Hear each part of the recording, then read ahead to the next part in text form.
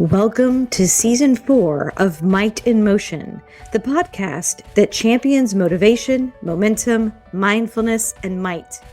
I'm Mariana Kinney, your host, bringing you conversations with inspiring leaders and innovators who challenge the status quo and push boundaries in their careers and lives. Whether you're here to grow, lead, or ignite your own journey, we're here to keep you moving forward. Let's dive in. Today, I welcome Antoniette Roze, who is a visionary speaker agent and podcast host dedicated to revolutionizing the speaking industry. As founder and CEO of WPC Speakers Global, Antoniette empowers speakers to take control of their careers and secure consistent, high-value engagements. With a unique blend of empowering services, WPC Speakers Global simplifies the booking process, saving speakers time and energy so they can focus on delivering exceptional presentations. Antoniette is also a co-founder of Booking Agents Connect, a groundbreaking platform that connects industry leaders for networking and collaboration. I am really excited to have you here today. This is going to be a fun conversation. It is, Mariana, and thank you. Thank you for having me. You know, we met probably about a month and a half ago, and I just remember you have the spark about you and you have a passion about what you do. And I think a lot of what I've seen you share in social media, LinkedIn specifically, is around mindset and how mindset can have such a positive or negative impact on public speaking. And I'd love for you to share your thoughts on that because like public speaking is like most people's number one fear, like they fear death second, right? So I really would love to know your thoughts about how mindset plays a part in that. Ooh, I love that. Okay, I was not expecting this question. So excellent way to open up. Catch me totally raw, and I love that. You're right. So many times we create our own brick walls, right? And specifically, I deal with very high performing executives, professionals, people who have really achieved a high ranking place. Maybe they were a pro athlete who's now redefining themselves. And for some reason, when it comes to speaking, right, they would rather, I don't know, anything, almost anything happen other than getting in front of people. Yet they have so much curated knowledge, so much value that people are really looking for, solutions that they have figured out along the way that other people would just it would revolutionize their lives. So that's where I step in. I want to make sure that your focus is in such a way where you don't hold yourself back, and you certainly don't hold your voice back just because of the unknown, just because of the misnomer that is pretty prevalent across the speaking industry. You talk about high performing athletes, and when I think about people who are coming from that space, or even high impact executives, there's so much practice and prep that goes in, like hours and hours and hours of training, right, for a 15-second play on a field, or that kind of last minute I close this deal, or whatever the case may be. Do you think some of the fear of being on stage is it's not like that instant? It's you're on there for maybe 15, 30 minutes, an hour, whatever the case may be. Do you think that's what creates some of that brick wall mentally? Maybe. I think it has more to do with, let's say they're on the field or they're a doctor, kind of all eyes are on them. And everybody is watching for the performance. Everybody's really Mm. looking at them to achieve some great thing so that we can all feel good about Mhm. ourselves. Whereas speaking is the flip side. If your focus is really on that one audience member who's been laying awake at night for a solution you have, then that makes it all worth it, right? Yes. So I think it's a shift of focus, more even more than maybe even more than the actual fear of speaking. Yeah. Because then you're kind of pivoting it into you're there to serve someone else. You're not there to Perform and be all perform. that. Yeah. Yeah. I like that thought process of it's really you're providing that service, you're focusing on that one person and their need. I love that thought process. Like one of the things that I had somebody say once was, if you're getting on stage, you're presenting, maybe it's the first time and you're nervous and you're scared. When you go on stage, if you're thinking about, man, I know I'm going to do even better the second time. So you take away some of the stress of being the first, Yeah. because you can only get better no matter what, Right. Every single time you speak, you're collecting data. You're Hmm. collecting data on yourself. What comes naturally? What are you enjoying imparting? Right. That makes a big difference. So you have to enjoy what it is that you're putting out there, but also what are people leaning into? After you speak, what are they coming up and saying, wow, you really transformed my life because of ABC? It's generally not what you think it was going to be. It's generally not your big epiphany. It's something that you said in your process that struck a chord with them. And so you're every single time you speak, you're branding yourself, you're collecting data, you're branding your talk, and you're really understanding what the audience is hungry for. Yeah, that brand piece is huge. You talk a little bit as well around helping others find their voice. That voice could be just another word for their brand, right? Mhm. Yep. And I know there's a lot of steps and you coach people through that process. But as somebody who might be starting out, what would be maybe one really good tip or two tips on how they could even just start defining what they think that brand or voice is for themselves? Love that question. So essentially, it's make sure you're building the castle that you actually want to live in. And so often we hit the ground running. We have these ideas, we have these perceived desires, and we just kind of hit the ground running without really taking into consideration that end game. And hence why I work with the people that I work with, because often, they graduated high school, they went to the big college because they have some aptitude, they did the thing, and they get there and they realize there was something more that I kind of missed along the way. So basically, it's a reverse engineer process. What are your non-negotiables? Where do you really see yourself thriving 5 years from now, 10 years from now? When you can clearly see that pinnacle, then it's a reverse engineering process. Then you know very clearly what your next step is. I think at every mile marker on your way to the first milestone, you need to reassess, because again, you're collecting data. Every talk every book you write, every talk you give, it's all part of our voice, right? And so you get to micro-calibrate along the way so that you never veer too far off course and you don't wind up with a mansion on a beach and say, golly, I don't like the storms, I don't like the sand, I don't like the wind. This really wasn't what I actually wanted. I really just kind of wanted a quiet little cabin in the mountains next to a stream. Right? Yeah.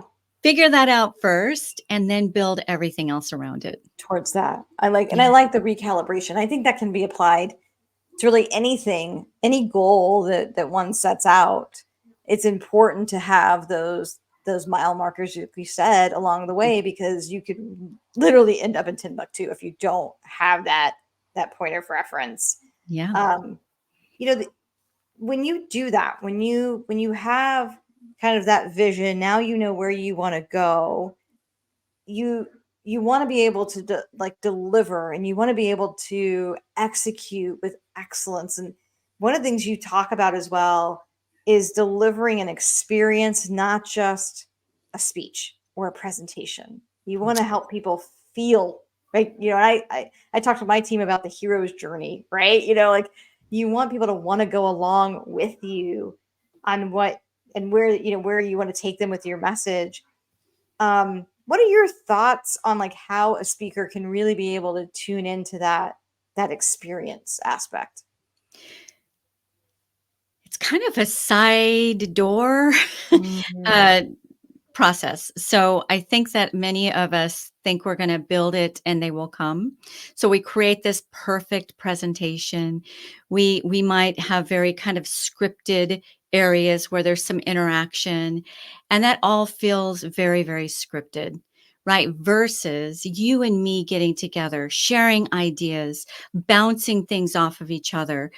You may share something and I bring another perspective, and you might say, "Hey, I never really looked at it that way." So show up scrappy. Do not strive for perfection. Strive for authenticity, vulnerability, empathy, and the experience happens, right? Because people can relate. They're going to open up. They're not all prim and proper because you're being pretty authentic. And I it just takes the guard down. So I like that you're talking there about empathy and being authentic, because that applies, a lot of people that listen to this podcast are listening because they're in a corporate America space. They might be new leaders, they might be middle managers, and sometimes we struggle with being our most authentic self, right? And I like how you're tying that to empathy. I agree. I think when you can have empathy towards people on your team, maybe direct reports, maybe peers, it's more than just trying to understand where they're coming from. It's trying to see it through their eyes. And then you tie that to being on stage and telling your story. It goes right back to what you were talking about before. How do you connect with that one person in the audience? You don't have to connect with all 700 of them, but that one that needed to hear your message that day. The true leader is the servant, right? It's as old as time. It's the most ancient books of wisdom, and it's still very applicable for today, right? And so when you have a boss, let's say you have, you know, a C-suite leader who is obviously empathetic towards the teams, towards the organization, the people who make the organization, versus all about the organization's bottom line, right? How much better are you going to respond to that leader Mhm. versus the one who could care less about you? They just other outside of your targets. Like, are you meeting the targets? Same with your audience. They can feel it, they can smell it, they can sense it. When you are truly more concerned about them having a transformation, a micro transformation in that short amount of time that they get with you, they they are way more open to your message. They're way more open to transformation versus it's pretty obvious that you are, maybe a little bit more concerned with how you're presenting, what they're thinking about you. And there's Mhm. bodily cues that we give that we don't even realize we're giving. A speaker who's rocking back and forth, right? You can tell, oh, they're nervous, they're self-soothing. They're soothing Yeah. themselves versus when you're concerned about other people, it's very hard to be self-focused. Yeah. I hadn't really thought about that, of the hopping back and forth and whatnot. That is a really interesting thought, just the self-soothe. I had to write a note on that one. One of the things that we were talking about in the green room beforehand is how you've gone through this process with your business on reinvention, and so I'd love to know more about what does that look like, from 2024 to 2025, and what you're doing with your businesses to help others. Right. So I've been in the speaking and meetings industry for going on 3 decades. So I started off in publishing, became a producer of very large scale events, and then I've been an agent. I've been an agent for going on about 8 years, and that's taken different forms in itself. At the start of this year, I kind of sat back and culminated all of the different high dollar, business consultants I've gotten along the way, all of the years of experience that I had. And I basically took my own advice that I had kind of sat on put on the back burner, the shelf. And we all do that, right? A painter's Mhm. house is never painted. A cobbler's shoes are never mended. We do that. We know the answers and we don't take them in for ourselves. And I really just shut it all off. I put some big dollars on the line to do that. But to get back to that basic, that basic foundation of where do I want to be in 5 years? Where do I want to have taken other people in 5 years? And I realized it was a very innovative, outside of the box model that at the beginning of this year we shifted our company towards. And it's right when it gets a life of its own, right? You breathe a little bit of life into it and it just takes off. And that's what happened for us. So I think if you're ever feeling like stuck or stagnant or like you've just hit your own glass ceiling, that is the time to take a step back, even if it costs you a little bit, and reassess. And that's certainly what I did. And I will say that, let's say you're a doctor or y- a pro athlete who blew out his knee, or whatever it is.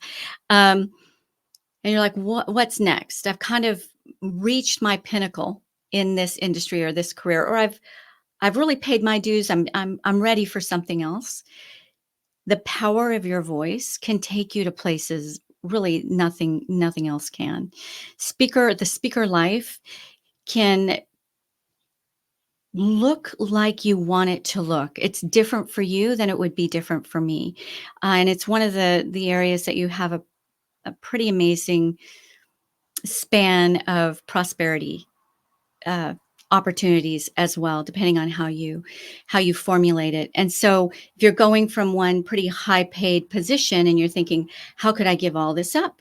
I'm miserable, but I've spent 40 years building this. It really is kind of a natural next step.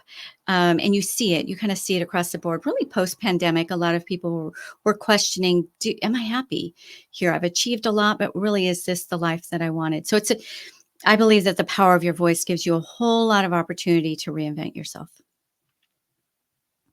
Now that you've started this journey, you took that time to reflect, which I'm a big fan of, trying to take that time to self-reflect. What would you want to tell yourself 5 years from now? You were right to stop dancing to other people's dances. I was looking for other people to give me the answers, and I was paying them big dollars. I'm not saying I didn't get a lot out of each experience, but it becomes dangerous when you turn off your own instincts and turn off your own Mhm. voice. So I would be saying, Antoniette, you took a risk and it was the right one. That turning off of your own instincts, I think that impacts so many different people within their career, but in their personal life as well. And when you're willing to take that moment and just try to listen to that still small voice, we talk about mindfulness a lot on this podcast.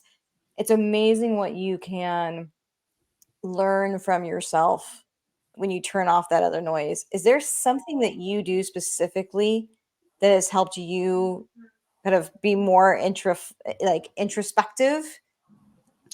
Yes, I've learned the power of our bodies and our minds to want to help us. Right. Before it was a lot of striving and trying to figure it out. But I've learned that when you just ask the question, your mind and body will do everything it can to get you the answer. So be really, really careful about the questions you're asking.